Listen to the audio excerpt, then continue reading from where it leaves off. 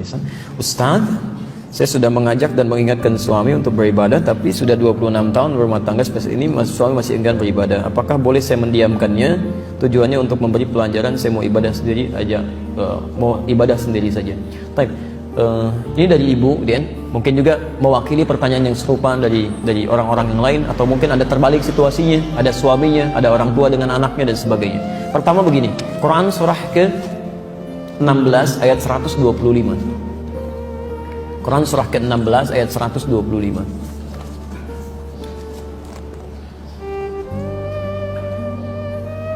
Kemudian Quran surah ke-9 ayat 103. Quran surah 9 ayat 103. Jadi kalau ada orang-orang yang masih sulit mendekat kepada Allah, bagaimana cara mengajak dia, gitu kan? Baik. Sudah? Kita mulai dari Quran surah ke-16 ayat 125. Perhatikan kalimat Qurannya ya.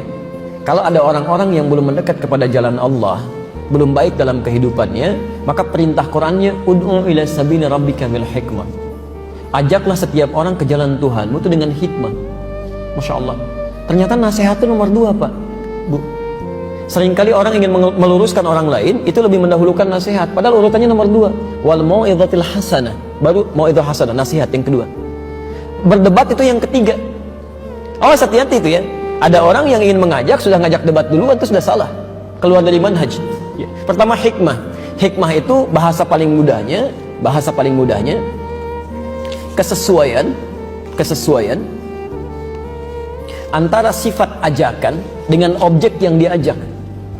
Kesesuaian antara sifat ajakan dengan objek yang diajak. Jadi misal begini, ibu istri gitu kan, ingin mengajak kepada suami kebaikan.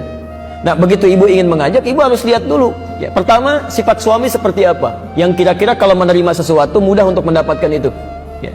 Misal kita mulai dari sifat dulu ya, sifat kedudukan. Baik, di rumah tangga oleh Quran disebutkan di Quran surah keempat ayat 34, suami itu sebagai pemimpin. Ar-rijalu qawwamuna 'alan nisa. Baik, sifat pemimpin apa, Bu, yang paling dominan? Apalagi perintah, Bapak mau ngasih lagi yang lain, masukkan. Sifat pemimpin yang paling dominan itu tidak mau dipimpin ya. Sifat yang paling dominan tidak mau dipimpin. Makanya pemimpin itu sulit menerima saran, tapi mudah menerima masukan, karena saran itu dari yang paling tinggi. Kadang-kadang di sini suka ada miss gitu, ketika ada istri ingin meluruskan suami pada yang salah, tiba-tiba menjadi pemimpin, serupa kalimatnya sama, itu nanti jiwa kepemimpinannya tidak akan bisa menerima itu, susah ya. Suami sholat, pernah terjadi, Bu, ini di Bekasi saya ceritakannya, ini nyata kisahnya, saya mengalami sendiri yang cerita. Ini suami pulang, Bu, dari sejak bekerja capek dia, kemudian belum sholat isya, di rumah datang sholat isya. Begitu turun sholat isya ya, yang tidak sami Allahu liman hamidah, dia sujud mendahulukan lututnya, turun. Istri melihat itu, begitu setelah salam, istrinya langsung tanpa tanya macam-macam, papa sholatnya tadi nggak sesuai sunnah ya, langsung pada posisi yang di atas gitu kan, tidak bertanya, tidak masuk dalam hal tertentu dulu, dia masuk dengan posisi langsung ingin meluruskan, papa sholat tidak sesuai sunnah. Kenapa, mah? Harusnya pakai telapak tangan dulu, bukan pakai lutut dulu. Langsung suaminya tidak akan menurunkan tensi kepemimpinannya, maka dia jawab, mama yang tidak baca hadisnya. Masya Allah. Padahal Pak, ibu ya, besoknya cerita pada saya sendiri, langsung saya dengar, dua-duanya nggak baca itu. Satu belajar pada Ustadz A, satu belajar pada Ustadz B. Tapi persoalan itu menjadikan keduanya tidak tegur sapa semalaman. Cuman gara-gara turun tuh. Bagaimana setan bisa masuk ke situ? Padahal dua-duanya ada di kitab hadis yang sama. Di Abu Daud yang pakai lutut nomor hadis 838 dari Wa'il bin Hujur, yang pakai telapak tangan dari Abu Hurairah nomor hadis 840 sampai 841. Cuman beda 2 nomor, Bu. Yang satu sebelah kanan paling bawah, yang satu sebelah paling atas sebelah kiri. Dan dua-duanya sahih gitu. Sahih. Ibnu Qayyim al-Jauziyah memilih menggunakan lututnya, menulis sifat sholat Nabi. Begitu orang-orang memilih menggunakan itu, diduga orang nanti lupa dengan menggunakan telapak tangan. Syekh Muhammad Nasruddin Al-Albani menulis sifat sholat Nabi kemudian hari, mempopulerkan dengan telapak tangan. Anda yang baca dari Syekh Muhammad Nasruddin Al-Albani pasti pakai telapak tangan tuh.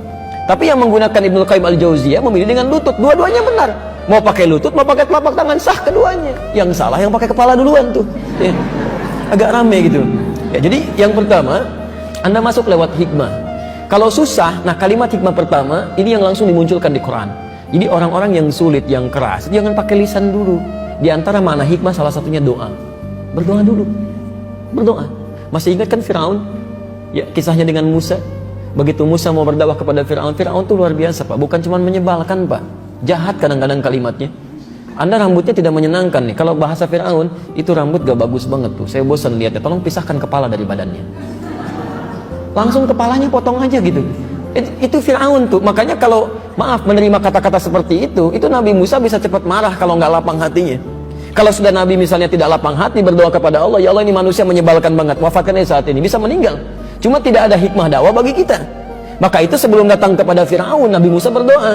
Lihat kalimatnya, Rabbi syrahli wa yassirli wahlul 'uqdatan min lisani yafqahu qawli. Maka mulai dengan doa Anda bangkit malam kan? Ibu bangun, tahajud, sholat, mohon ya Allah, Engkau titipkan suami kepada saya bukan kepada yang lain ya Allah. Ya, ada niat-niat kebaikan di situ. Mohon minta dengan baik. Insya Allah akan ada perubahan pelan-pelan. Lalu tampilkan dalam bentuk akhlak sehingga dia bertanya, ini dari mana sih saya belajar seperti ini? Pelan-pelan dia berubah. Demi Allah saya katakan ketika langkah ini diikuti, masya Allah banyak yang sudah berubah. Saya mulai dari tinggal dulu di Lebak Bulus, dulu mengasuh pesantren Al-Hikmah, saya pernah kisahkan juga ini.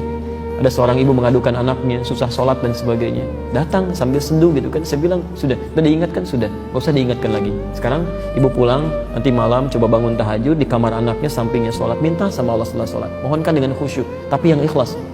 Setelah 3 hari coba saya ingin tanya seperti apa hasilnya.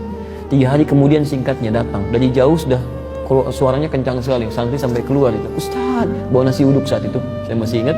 Datang, anak saya sudah sholat katanya. Itu bagaimana bisa? Masya Allah, ternyata malam ketiga itu anaknya langsung bangkit, dipeluk ibunya menangis. Maafkan saya Ma katanya, saya lihat mama malam-malam itu kan, saya ngintip, saya lihat mama menangis, saya minta maaf, bukan saya nggak mau sholat, tapi dulu kan papa juga nggak sholat, mama sibuk gitu kan, untuk apa saya juga sholat. Jadi berpikirnya sudah ke situ. Sekarang saya berjanji insya Allah saya akan memulai, tapi bagaimana caranya? Ya, ibunya datang lagi, hubungi santri kami, kemudian di situ kita tugaskan seorang membimbing. Demi Allah saya katakan sampai hari ini bukan cuma dia bagus dalam sholatnya, dia mulai menghafal Quran. Hafal Quran, sekarang sudah menghafal. Dan itu banyak terjadi. Saya mengajar, tiba-tiba qadar Allah ada seorang berubah gitu kan, dengan izin Allah Subhanahu Wa Taala, bukan karena peran kita. Dia lebih baik, orang tuanya marah. Kamu kenapa bisa seperti ini? Siapa yang membuat kamu begini? Kalau kamu tidak mampu, kasih tahu apa saya perlu turun tangan kan?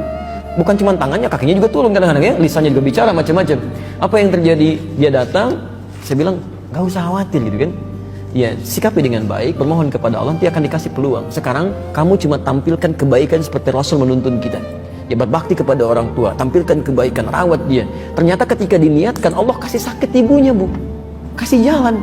Begitu muncul momentumnya, Allahu Akbar, dia nggak pikir panjang lagi, dia carikan rumah sakit terbaik, dia angkat ibunya, di balik tugasnya yang sangat padat, dia temani, dia lihat tidak ada saudara yang lain kecuali dia saja. Sampai ibunya bertanya, kamu dari mana sikap semua ini? Diajarkan, ini yang saya pelajari semua ini. Dari situ apa yang terjadi? Setelah keluar dari rumah sakit, ibunya, bapaknya, istrinya, anaknya, cucunya datang semua. Kemudian kita mulai makan sama-sama, ngobrol ringan, Masya Allah enak. Sampai sekarang keluarganya nikmat gitu.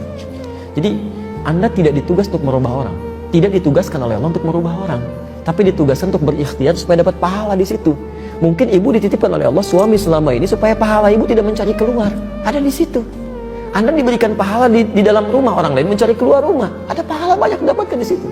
Maka bersabarlah dengan berdoa, pelan-pelan kemudian bermohon kepada Allah, kecuali maaf ketika sudah mulai mengarahkan pada maksiat. Kalau sudah seperti itu ada langkah lain yang harus ditempuh. Jelas ya?